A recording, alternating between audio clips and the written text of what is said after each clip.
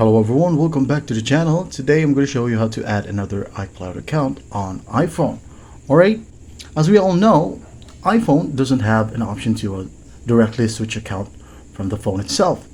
But on iMac, alright, if you have a Mac computer, you can easily switch account or swap account, no problem. But on phone, you can't do that. The only way to do that is by going to your iCloud right here at the top and sign out. Alright, once you tap on sign out, there will be simple prompts right there. Just go ahead and follow that, and once you successfully signed out, just go back to the top and sign into another iCloud account right here. Alright, and that's basically it.